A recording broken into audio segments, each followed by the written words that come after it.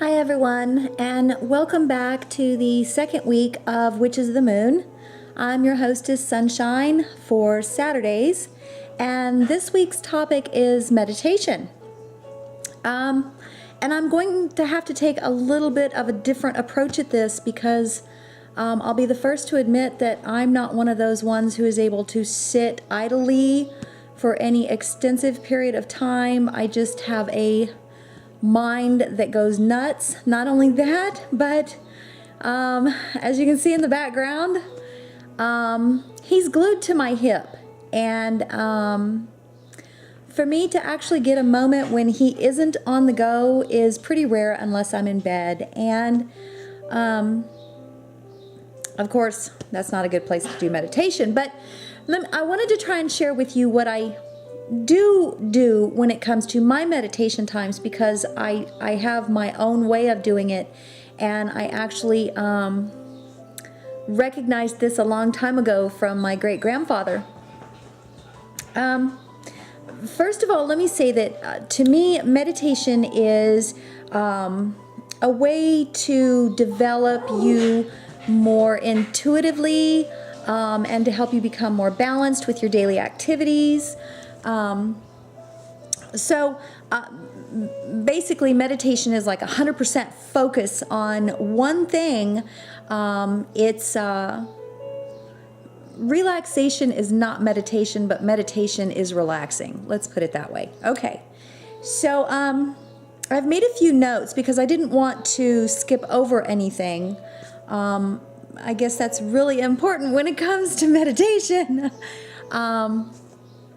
And I've also added a couple of clips here in a few minutes of two places that I like to go to for my type of meditation, and this one being included. So I actually have three.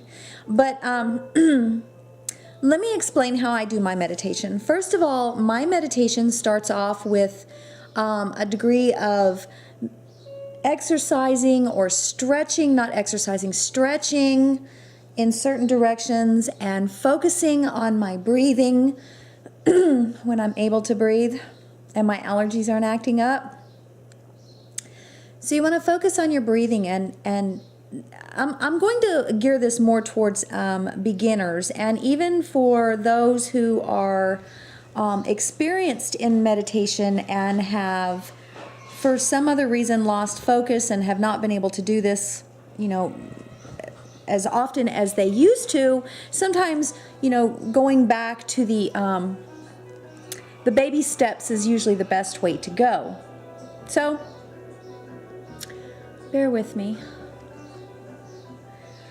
Okay, so I would normally start out with some stretching, just gentle stretching of my neck, because it's usually in my neck where I feel most of my pressure, and maybe a little bit in my back, and then start focusing on your breathing, and you want to slow it down. And that's the primary thing that I focus on, especially when I first start, is your breathing. You want to take deep breaths and blow out very slowly, very calmly, and breathe. And let me emphasize that it is not absolutely mandatory that when you're meditating that you have your eyes closed. It is okay to focus on something.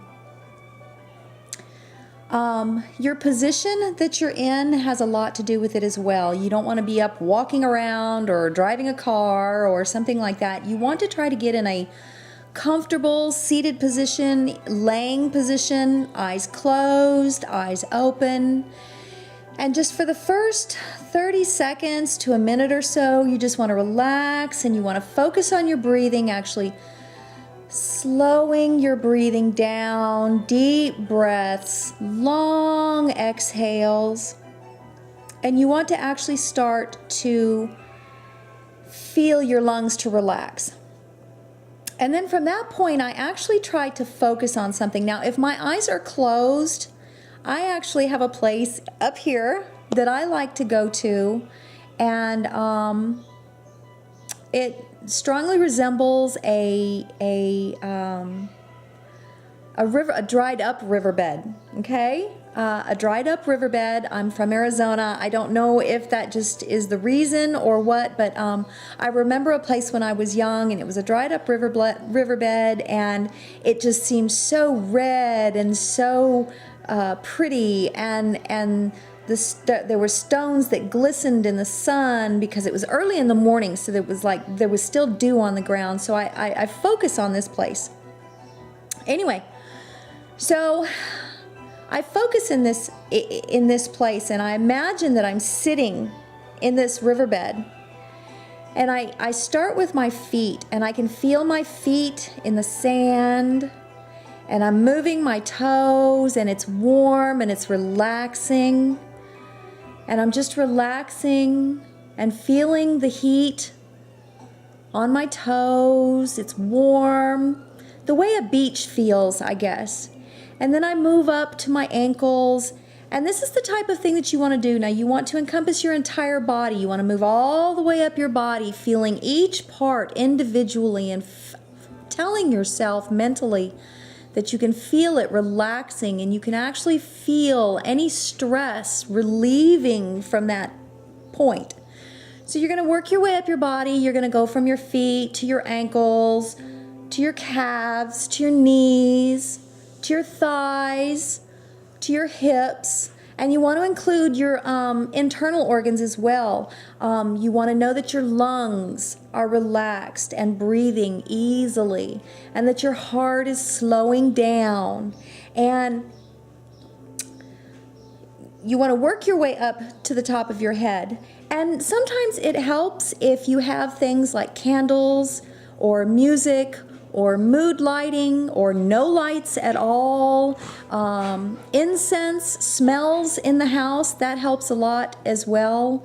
I, of course, use incense. I don't use candles a whole lot for my meditation, because the places that I want to do my meditating in, since I have my fur babies usually with me, it's not safe for me to have a candle there. But also know that when I have my dogs with me, and this is going to go out to a lot of you who have children, okay? It is very comforting for me. It's very soothing for me to know when I hear the pitter-patter of feet. It's soothing for me. I know they're here, I know they're okay, so that it's not a distraction for me. So for those of you who can get into that mindset when you can hear your children in the other room playing, and you know they're okay, and you know that they're safe, but it's a calming feeling to know that they're okay. So you can remove yourself from that situation, and that the sounds don't distract you, because it's very important that you be focused during your meditation. You also want to do this during a time when you know you're not going to be disturbed. Turn your cell phone off, turn the TV off, know that you don't have company coming over. If need be, put up a sign on the door that says do not disturb. Tell everybody in the family, I'm going to be in this room for 15 minutes, half an hour, 45 minutes, and I really don't want to be bothered. And make sure that you've made that clear, because you don't want to be disturbed, that's for sure. Another thing that people use is crystals in their meditating. Now, I have a large piece of shadakite that I do use sometimes with my meditation, but I would also like to suggest something else. There are times when I use other things in my meditation as a hand sensation. And sometimes when you're meditating, it helps to have that. If you have prayer beads, if you have something else that you can have in your hand that you can just repetitively rub on and you enjoy the feeling of. To be honest, one of my favorites is right here. He will lay here and be very still, and I can love on him, and his fur doesn't feel like a normal dog. So this actually helps me when I'm doing my meditation. So Ziggy is sometimes a great part. Yeah, see? Yes, honey, I know. Ziggy's a big part of my meditation a lot of times. Another good thing is setting a time. Okay, now a lot of us cannot find an hour in a day to sit down and do absolutely nothing. And when I say you can't find the time, what I mean is you might be able to sit down for an hour and not be disturbed. But in that hour, knowing that you have so many things that you have to get done and that you're running out of time, that's not a good time to meditate. So if you know that you don't have an hour's worth of time, don't rely on an hour. 5 minutes, 10 minutes. Something that you can just bring yourself back, relieve the anxiety, blow away all the stress. Let your muscles relax, especially in your neck. That's one of the most important places, especially in your neck. So 10, 15 minutes, if you can just manage that and do it daily and make yourself do it. And know that you're going to go into this without any worrying, without any stress. You cannot be focused on anything else but what you intend to accomplish in that meditation session. Now, let me clarify what I mean by that. Not all meditation sessions are simply for relieving stress or relieving anxiety. I personally use my meditation sessions to solve or to help me agree with or come to terms with something during the day or during the week that has been bothering me. Let me give you a good example. When Gabby had her puppies, I was extremely stressed all the time. I was so worried about her. And having that 15, 20 minutes to sit down and actually sitting with her, doing my meditation, I was able to concentrate on her and me and the togetherness and the balance, that things were going to be okay. So it's okay to go into a meditation with a goal-oriented concept. You've had a really bad day at work, somebody pissed you off, that's a good thing to go into a meditation with. You're going to go into the meditation with a mind state that this is what happened today, but I'm going to get past it, and I'm going to do my breathing, and I'm going to do my understanding, and I'm going to push away that negativity. So it's okay to go into meditation with a goal. Don't go into meditation with a goal of solving your entire day's problems or the next week's problems, or you want to be focused on one thing. That's the primary goal of meditation. Focus on one thing. Think about it, relax on it. Try to be an outside view to it, look around it.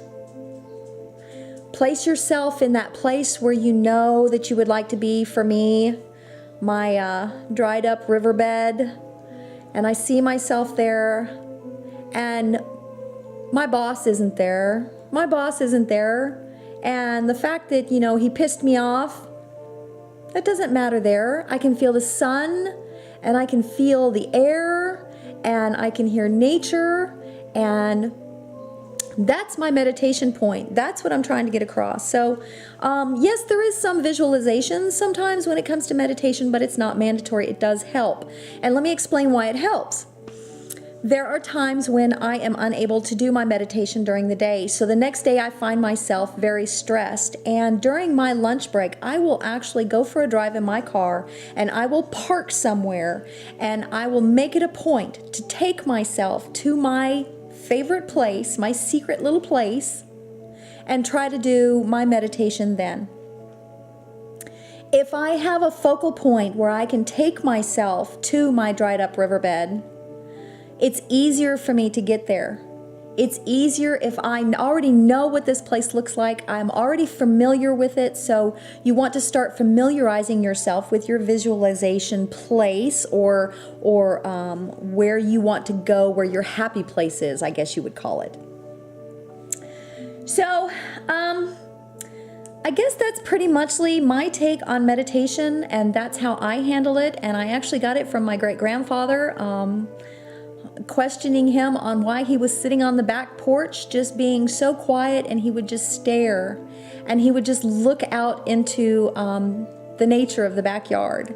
And I started learning that that was his meditation time. That was his time for himself, and that was his time to ground himself, to balance himself, and to just become more intuitive and more in tune with what was going on around him. And I think everybody has that capability. It's not easy, but it can be done. And if you start practicing, and whenever you have a chance, just start practicing. So that's my take on meditation. I'm going to show you 2 other places where I also like to do my meditation. One in the morning on my back porch, and the other one happens to be specifically more in tune with the spring and summertime, but you'll see. So I'll attach those little clips here in just a minute. That's my take on meditation. I hope you enjoyed. If you have any questions, please feel free to leave them in the comments down below. If you haven't subscribed, please click the button. That way you'll get your weekly updates on Witches of the Moon and when we post videos. And if you have subscribed, thank you so very much. And I guess that's it. I hope y'all enjoy the rest of this video. Blessed be. Bye-bye. Finding a quiet place out in nature to meditate. Personally, I have my backyard.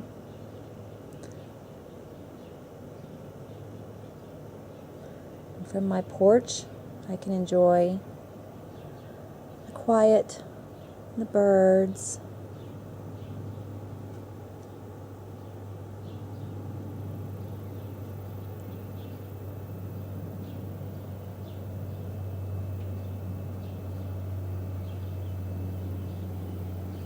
and believe it or not,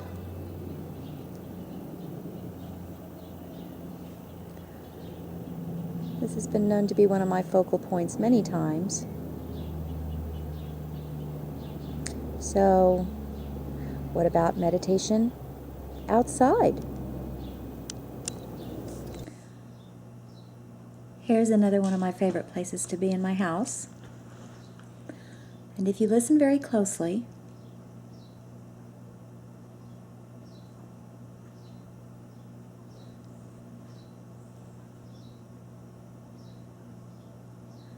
I don't know if you can hear that or not, but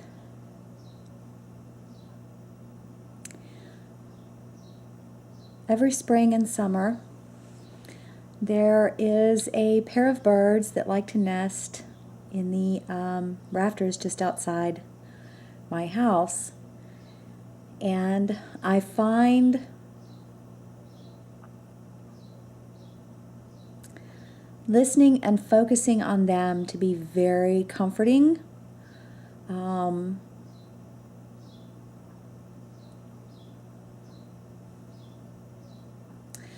it's also, this would be another one of my quiet places for my meditation, since I don't have many places. I